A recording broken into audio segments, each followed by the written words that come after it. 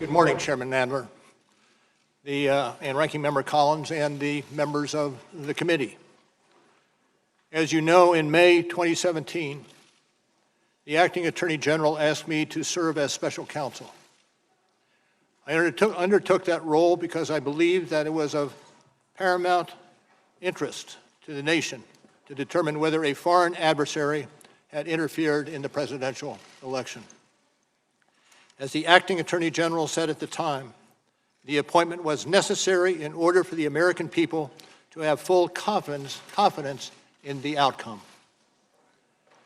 My staff and I carried out this assignment with that critical objective in mind: to work quietly, thoroughly, and with integrity so that the public would have full confidence in the outcome. The order appointing me as special counsel directed our office to investigate Russian interference in the 2016 presidential election. This included investigating any links or coordination between the Russian government and individuals associated with the Trump campaign. It also included investigating efforts to interfere with or obstruct our investigation. Throughout the investigation, I continually stressed two things to the team that we had assembled. First, we needed to do our work as thoroughly as possible and as expeditiously as possible. It was in the public interest for our investigation to be complete, but not to last a day longer than was necessary. Second, the investigation needed to be conducted fairly and with absolute integrity. Our team would not leak or take other actions that could compromise the integrity of our work. All decisions were made based on the facts and the law. During the course of our investigation, we charged more than 30 defendants with committing federal crimes, including 12 officers of the Russian military. 7 defendants have been convicted or pled guilty. Certain of the charges we brought remain pending today. And for those matters, I stress that the indictments contain allegations, and every defendant is presumed innocent unless and until proven guilty.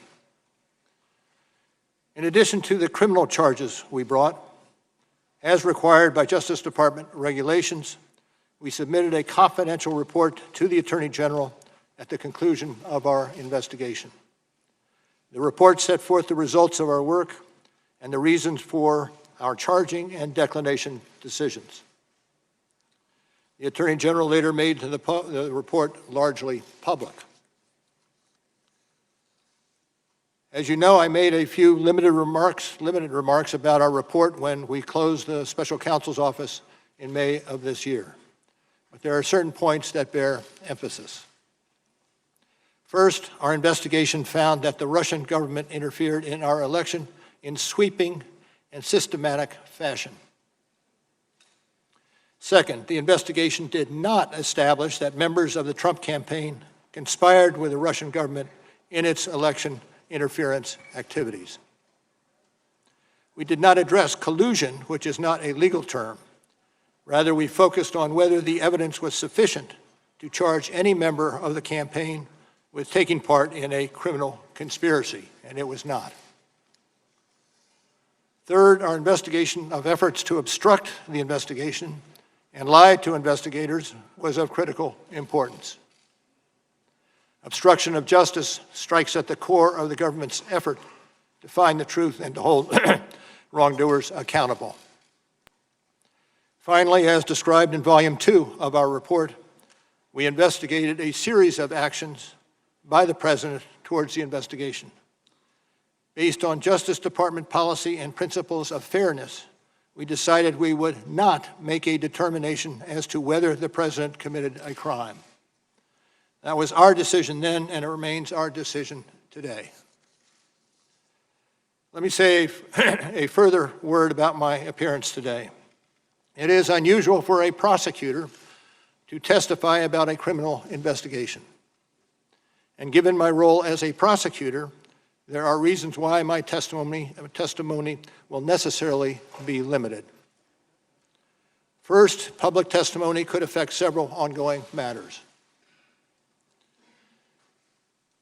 In some of these matters, court rules or judicial orders limit the disclosure of information to protect the fairness of the proceedings.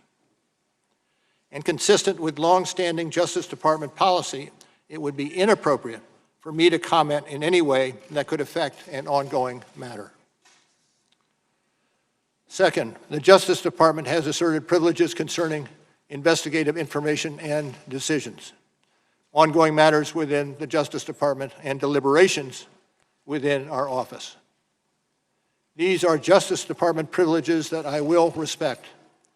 The Department has released a letter discussing the restrictions on my testimony. I therefore will not be able to answer questions about certain areas that I know are of public interest.